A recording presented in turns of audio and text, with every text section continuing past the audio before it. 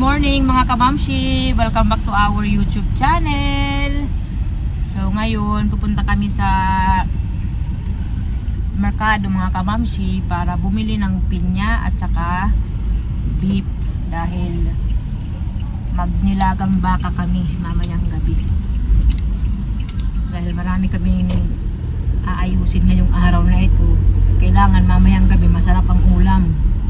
Mas maganda kasi na bumili ng beef pag umaga fresh.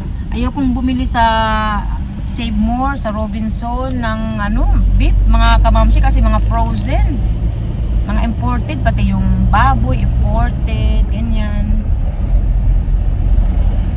Yung pang nilaga, sinabwan, mas maganda yung doon lang sa merkado namin. Merkado dito sa Tacloban. Ayan, and after namin bumili, uuwi kami. Ihatid muna namin yung aming pinamili, tapos pupunta na kami sa immigration para ituloy ang laban. Itutuloy namin ang laban. Charot lang mga kamamshi. Kagabi, medyo hindi ako nakatulog dahil na-stress ako mga kamamshi talaga. Sabi ko nga kay Daddy Marco, ikaw na lang ang pumasok doon sa loob, ayoko nang sumama. Kasi nakaka-stress. Tapos naikwento ko pa ba ito? Kasi habang nasa kami kahapon ba, nakikipag-usap sa immigration officer, may lumapit na babae, katrabaho din niya. Nagtatanong kung anong oras ka daw matatapos, ganyan. Alis daw tayo, ganyan-ganyan, mga kamamshi. Sabi ko, hindi pa naman nila, di ba? Hindi pa naman nila, hindi pa naman ba tapos yung trabaho nila, pero aalis sila, ganyan, gagala. Maraming pinya, ayan.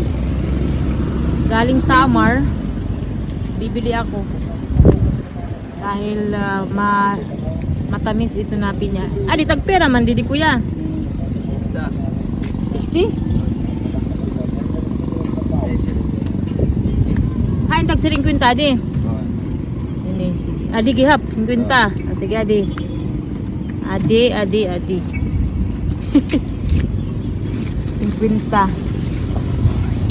Diri ba dunot Diri ma'am, gay pa ko na nervous. Sige to.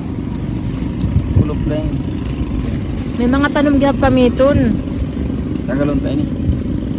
Sige, tanggalan para diri Samar di ini Santa Rita proper? Ha? Barangay Kinbalutan. Balutan. May dagat? Di dagat.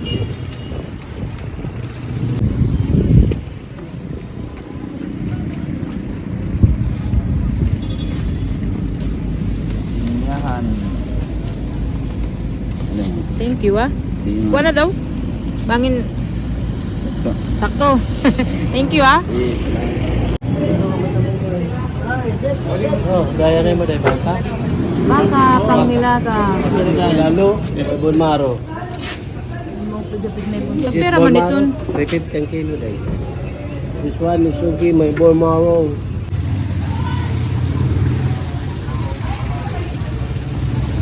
Lagi na lang yung pare mo sa tagi mo sa karet.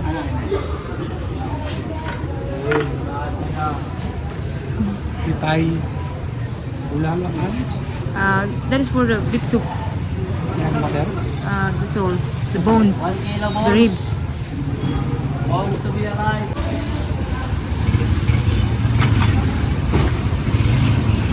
You also have the need for steak for the tail. Which one gonna be the tender maybe speaking? Tender loin. Tender loin. How much is that per kilo? It's all 450. 450. Okay.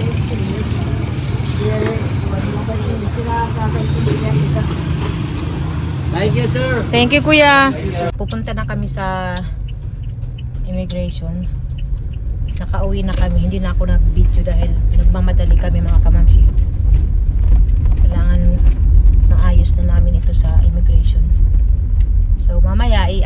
kayo kung ano ulit ang mangyayari sa immigration mga kamamshi. Agoy. Masikip yung ano daan. So mamaya ulit mga kamamshi. Tapos na kami sa immigration, nakapagbayad na si Daddy Marco, pero kailangan niyang bumalik sa July 22 para mag-picture mga kamamshi. And ayun, nakaka-stress pa rin. Ayoko sanang sumama, kaya lang si Daddy Marco mag-isa lang. Kailangan niya ng kasama. Tapos may umiyak doon na Pilipina.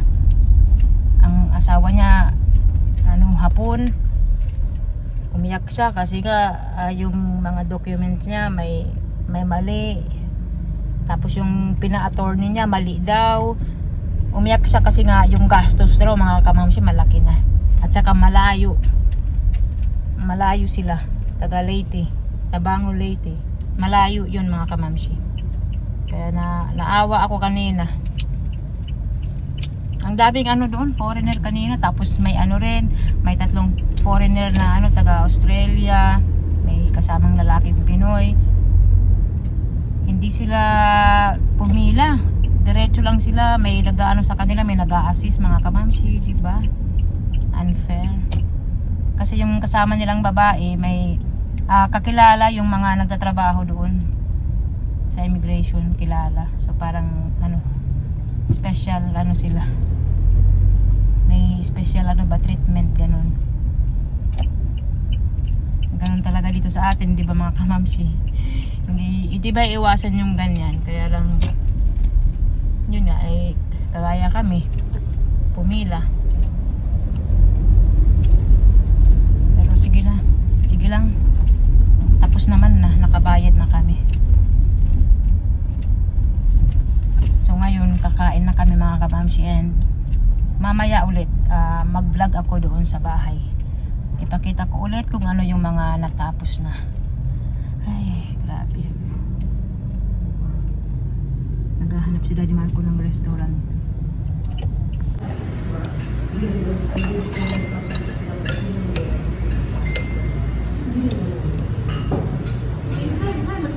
White margin. Okay.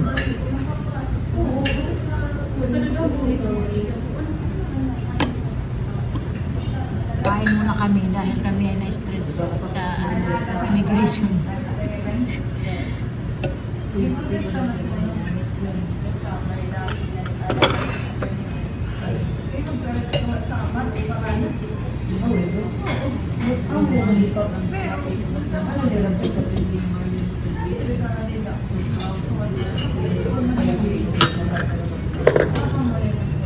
Wow. Beef with broccoli. Thank you.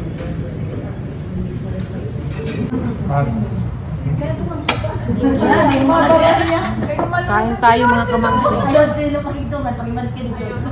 Thank you.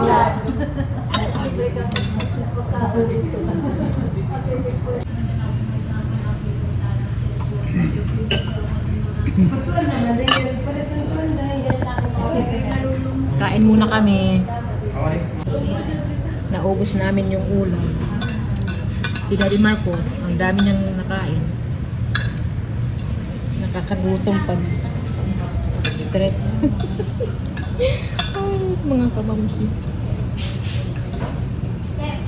Tawa kami ng tawa kasi hindi namin namamalayan. Marami kaming nakain. Nagluto ako ng banana cue. Ano ba ito? Banana cue. Basta saging na may nilagyan ko ng asukal. Snack nila mga kamamsi. Ayan. So, update tayo ulit.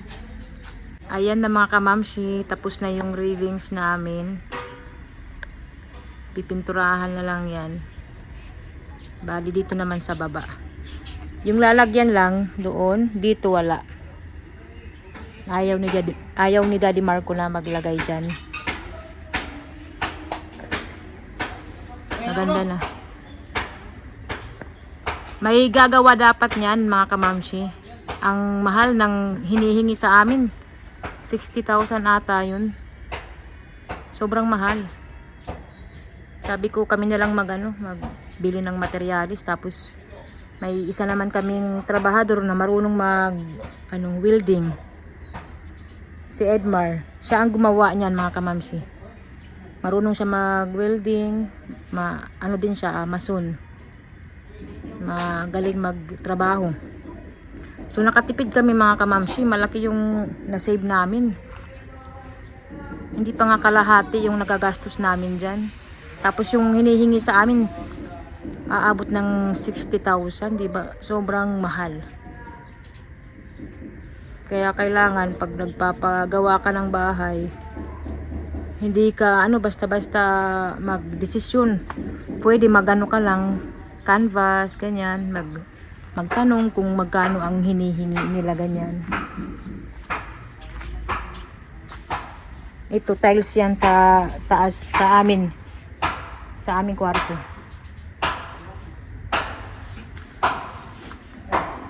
Maulan mga kamamsi dahil may may bagyo.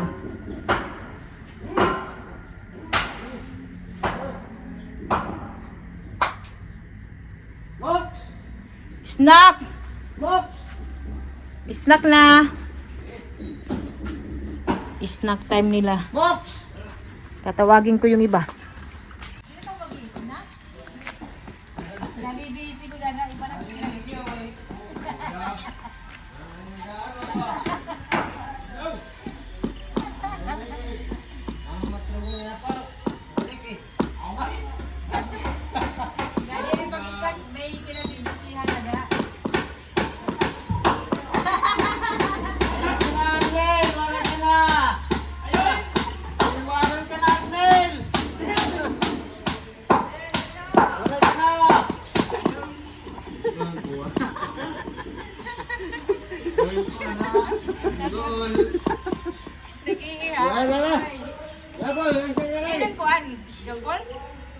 Jampol? Yarnin.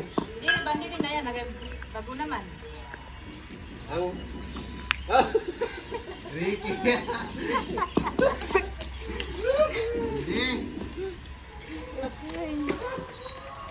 Pina-snack ko na yung mga trabahador namin mga kamamsi.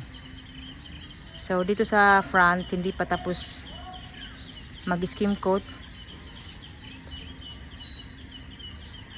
Siguro in 2 weeks mga kamamsi, matapos na itong namin extension. Tapos lilipat sila dito sa isa. And bukas or today, baka ikabit yung salamin sa taas. And itong pala namin door, papalitan namin yan mga kamamsi.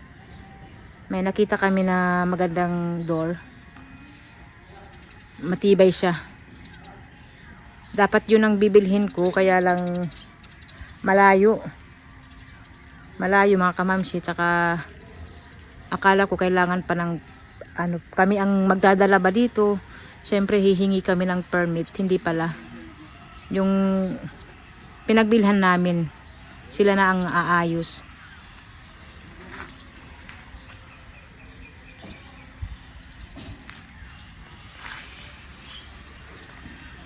Ayan yung may salamin sa baba pa lang. Sabi nila today or bukas yung pagkabit ng salamin sa taas. At saka dito nag-start na sila. Yung yan dito, mini office ni Daddy Marco mga kamamsi.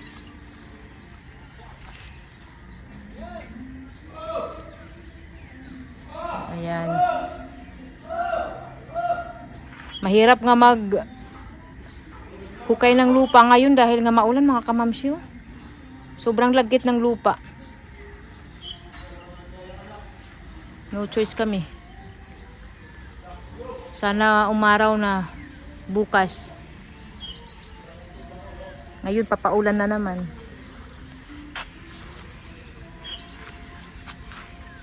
Ayan lang muna yung update natin mga kamamsi kasi maulan. At saka ayokong umakyat doon sa taas kasi mamasilya sila. So maraming salamat mga kamamsi. Bye bye!